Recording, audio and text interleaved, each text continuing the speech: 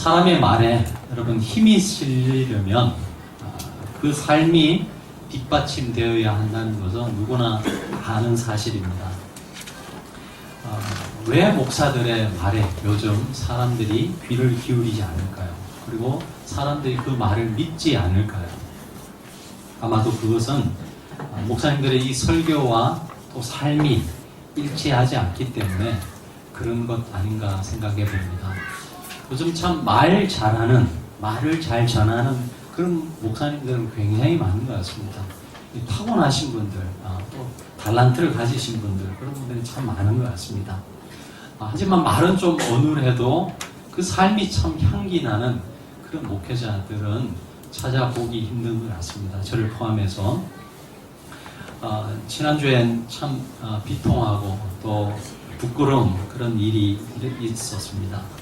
저희 교단 총회에서 여러분 명성교회 사태로 인해서 이 세습에 관한 많은 논쟁이 있었는데 세습은 안 된다라고 전에 이제 법을 만들고 제정을 했는데 다시 이번 총회에서 5년 후에는 세습할 수 있다 이렇게 법을 바꿔버렸습니다.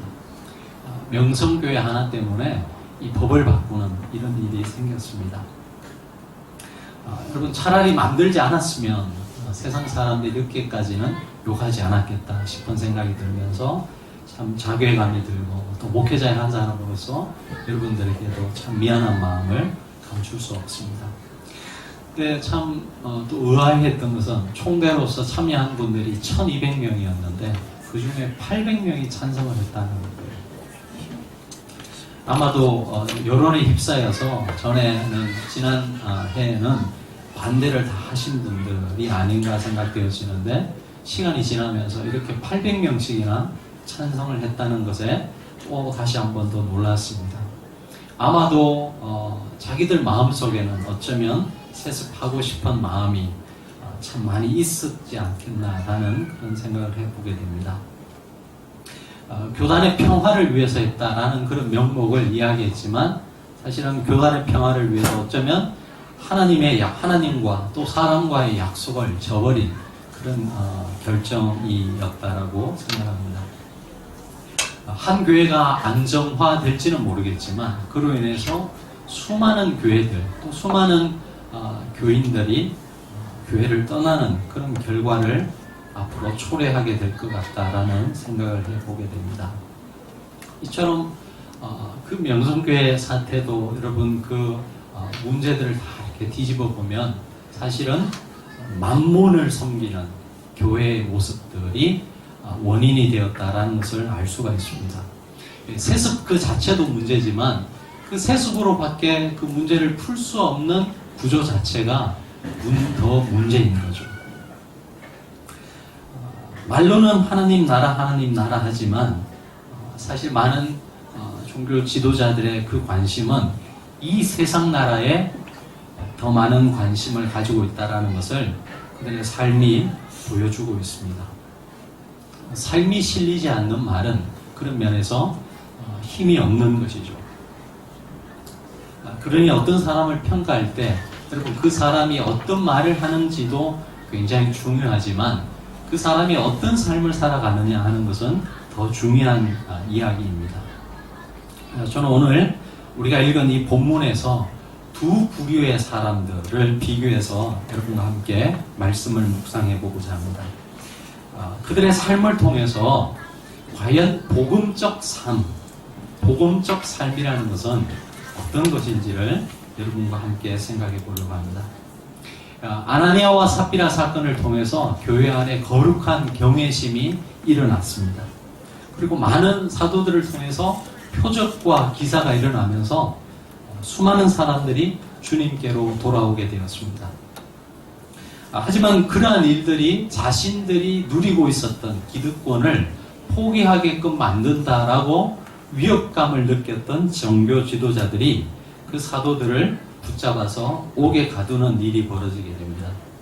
하지만 오늘 본문을 보면 하나님의 강권적인 이런 역사로 인해서 그들은 옥에서 풀려나게 되죠.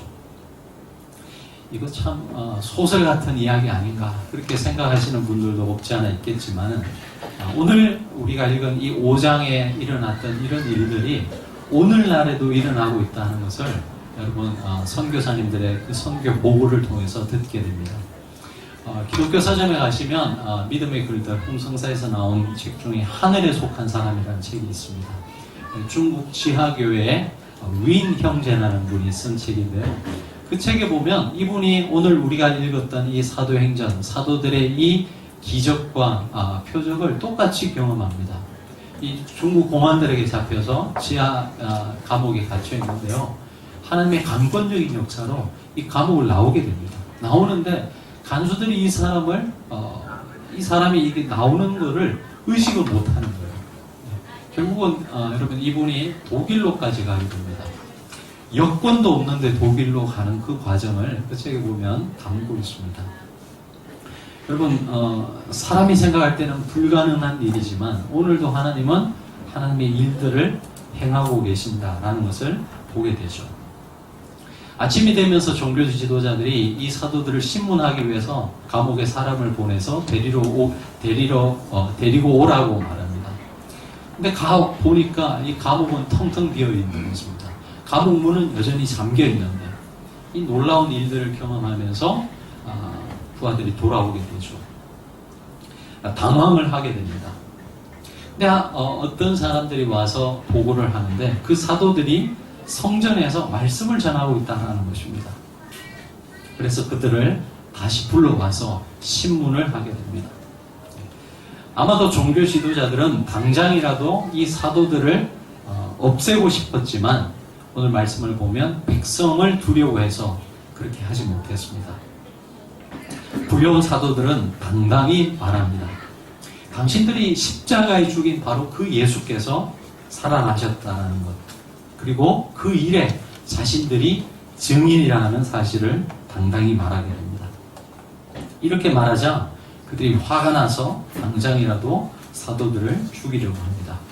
하지만 이때 존경받는 랍비였던 여러분 가말리엘이라는 사람, 굉장히 존경받는 유대 랍비였습니다.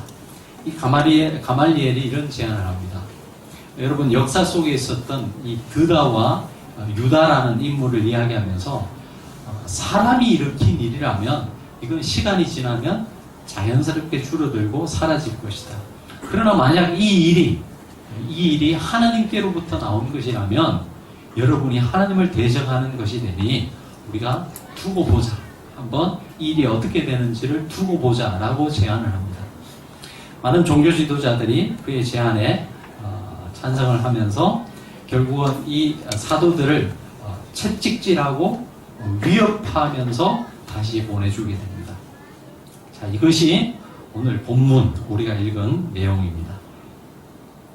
오늘 본문에 두 부류의 사람들, 아주 대조적인 두 부류의 사람들이 나오고 있습니다. 그들은 바로 이 대제사장을 비롯한 종교 지도자들, 사두개인들과 또 사도들입니다. 예수님의 12제자를 포함한 이 사도들이 나오고 있습니다. 오늘 본문에 보면요, 여러분 이 종교 지도자들의 이 감정을 표현한 말들이 몇 군데 나오고 있습니다. 우리 17절의 말씀을 같이 한번 읽어보시겠습니다. 17절 시작. 대제사장과 그와 함께 있는 다 마음에 시기가 가득하여 일어나서, 여기 보시면 이 종교 지도자들이 시기가 가득하여 일어났다라고 했습니다. 한두 명이 아니라 제사장들과 대제사장과 여러 이 지도자들이었던 사두개인들이 시기가 가득하게 일어났다라고 보고하고 있습니다. 자, 여러분 시기나 질투를 느껴보신 적이 있으신가요? 어떠세요? 시기나 질투를 하는 사람이 괴롭습니까?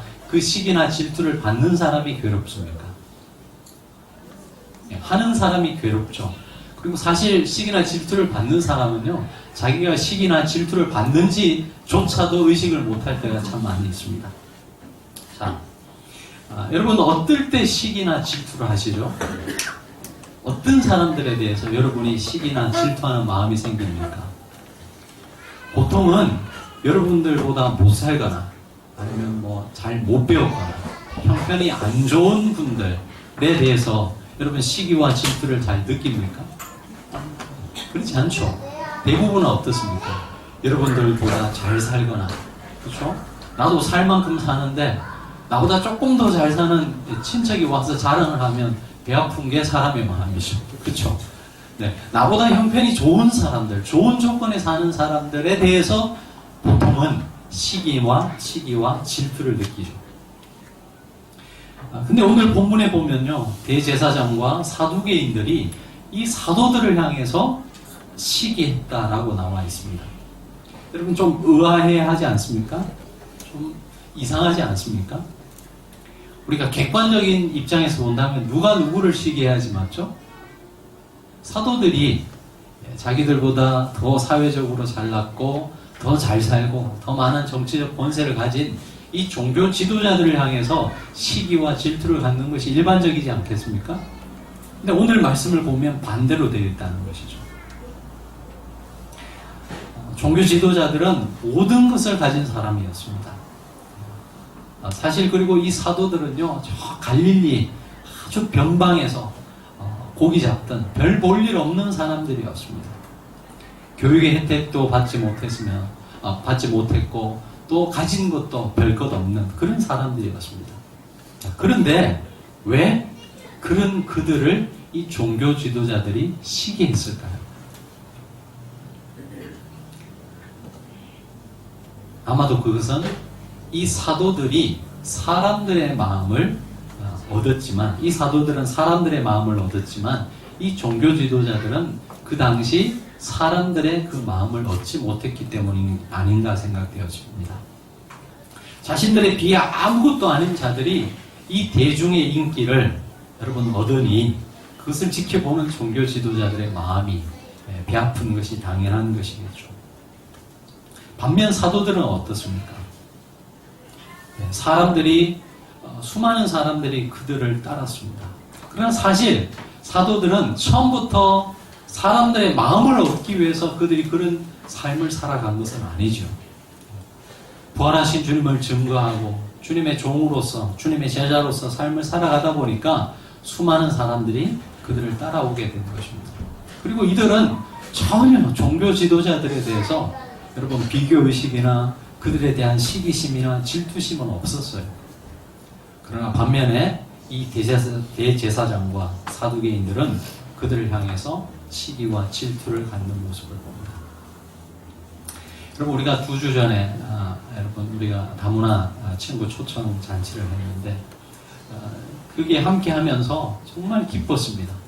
기뻤는데 우리는 작은 교회지만 제 마음속에 어떤 마음이 들었냐 하면 어느 목사 못지않게 부러먹는 참 행복한 목사다라는 그런 마음이 들었습니다.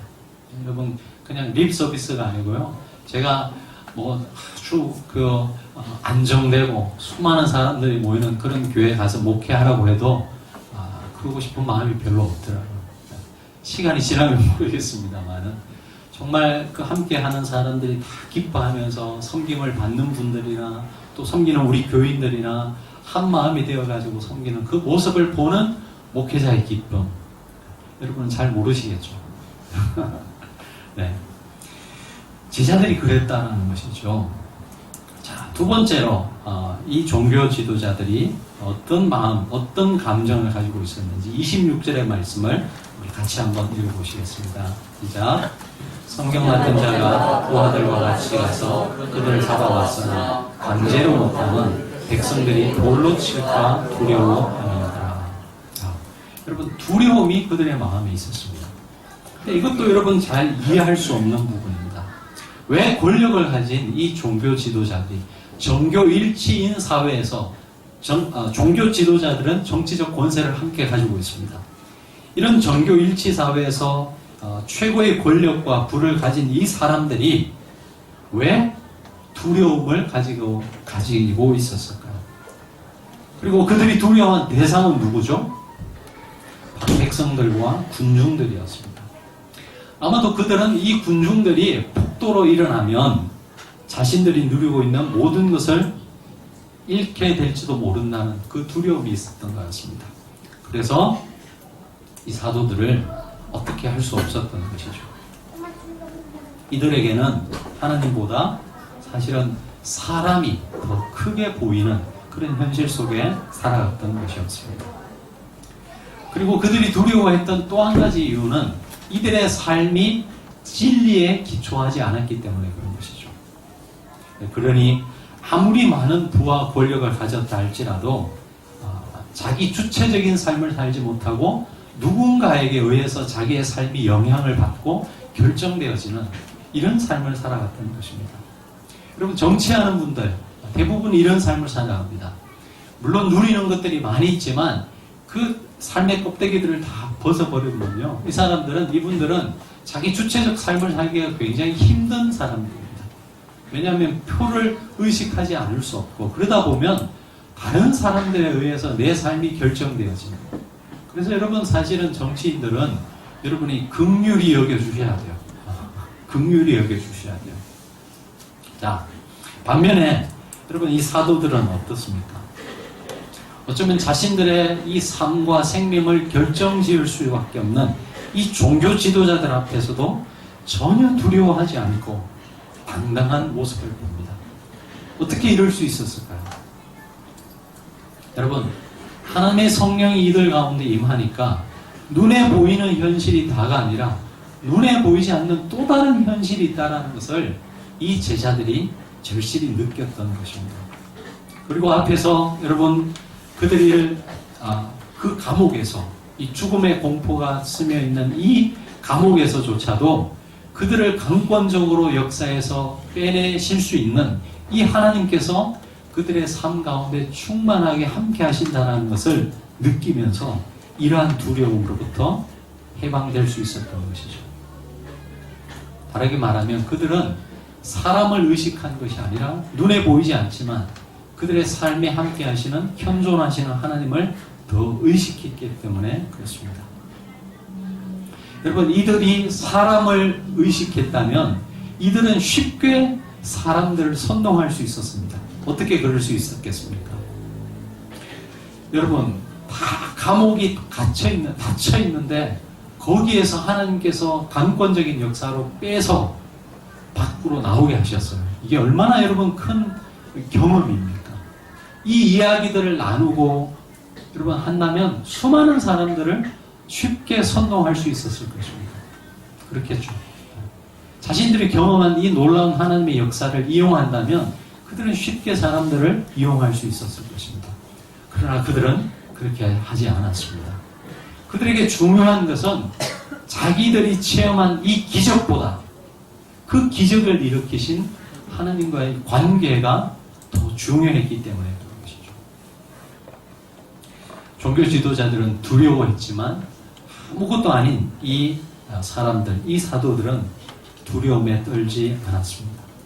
세 번째, 우리 33절에 보시면 종교 지도자들이 어떤 감정이었는지가 나타나고 있습니다. 우리 같이 한번 읽어보시겠습니다. 시작. 그를 듣고 크게 노하여 사도들을 없이 하고자 했어요. 자, 그들이 듣고, 종교 지도자들이 듣고 크게 노랬다고 했습니다. 크게 화가 났어요. 왜 그랬을까요? 사도들이 뭐라고 했기 때문에? 바로 예수님을 언급하면서 그들의 죄악을 들추자 여러분, 이들 마음에 화가 막 일어났다는 거예요. 반면에 사도들은 어떻습니까?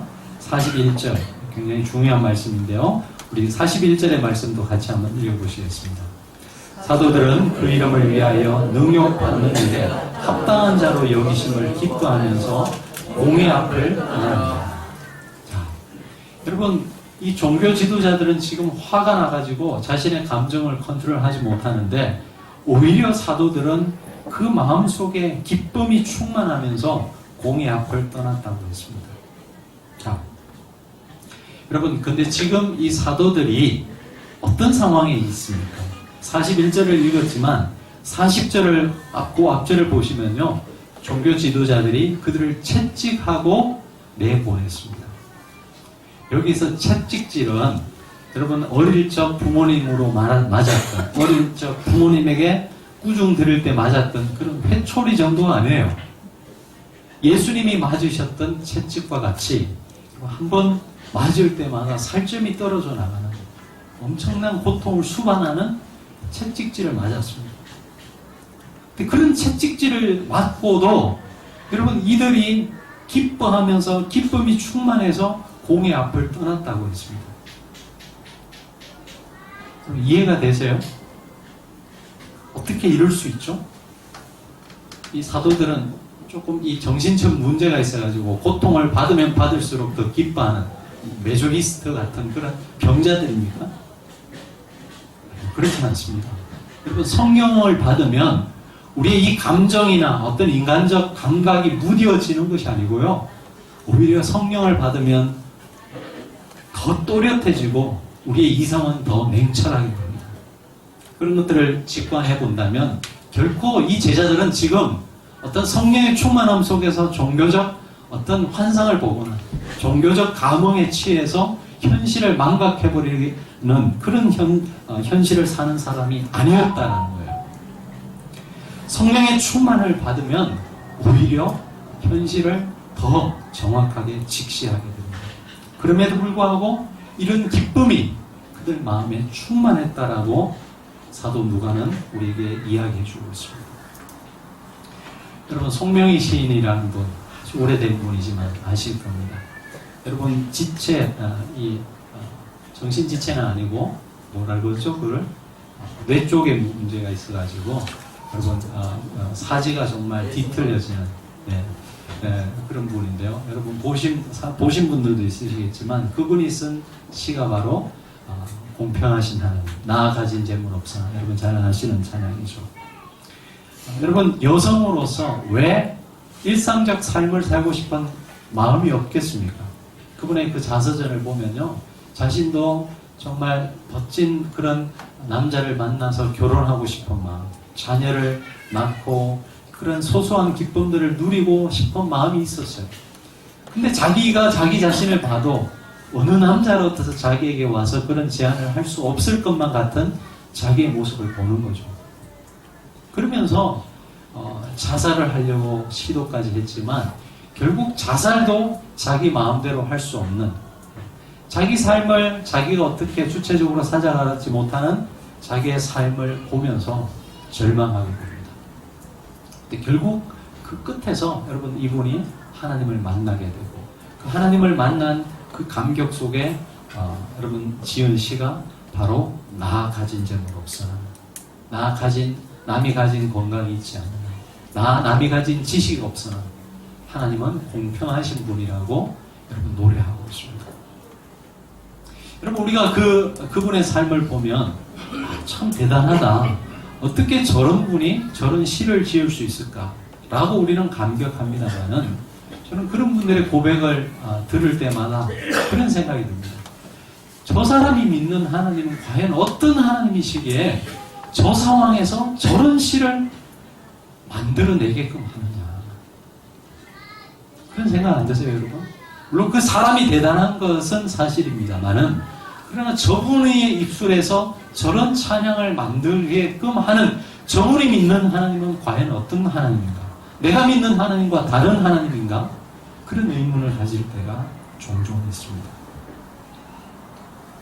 여러분, 종교 지도자들은 크게 노하면서 자기의 감정을 추스릴 수 없었지만 그런 핍박을 받으면서도 이 사도들은 그것을 기뻐하면서 여러분 그 성전을 떠났다라고 이야기하고 있습니다. 자, 무엇이 이 두 부류의 사람들을 이렇게 극명하게 여러분 대조적 삶을 살게 만들었을까요? 종교 지도자들은 많이 배웠고 또 그렇게 많이 가졌고 높은 지위와 또 그로 인한 권력을 가지고 있었지만 그들이 바라보고 의식한 사람들은 누구였습니까? 아까 우리가 봤지만 그들은 하나님을 바라보지 못하고 사람을 늘 의식하며 살았던 사람들이었습니다. 반면에 사도들은 바로 주님을 바라보았던 것이죠. 성령이 임할 때 그들의 이 영적 시선이 점점 하나님에게로 맞춰졌습니다. 그러면서 자신들처럼 부족하고 배우지 못한 사람들을 택하셔서 하나님의 자녀가 되게 하시고 또 이 인류를 구원하시기 위해서 자기 같은 사람들을 써주신다는 그 일로 인하여서 감격하면서 기뻐하면서 살았던 것이죠. 그들은 예수를 바라보았기에, 하나님을 바라보았기에 낙심하지 않았습니다. 그리고 그분을 바라보았기 때문에 자신들을 이유 없이 핍박하는 이 종교 지도자들을 원망하지도 않았습니다. 두려워하지도 않았습니다. 아무것도 가진 것이 없는 사람이었지만 누구를 시기하지도 않았습니다. 말씀을 맺겠습니다. 오늘 이들의 모습을 보면서 사도들이 이렇게 살았으니까 우리도 이렇게 살아야지요 라는 것을 여러분에게 말씀드리려고 하는 것이 아닙니다. 만약 그렇게 말씀드린다면 그것은 도덕이고 윤리겠죠.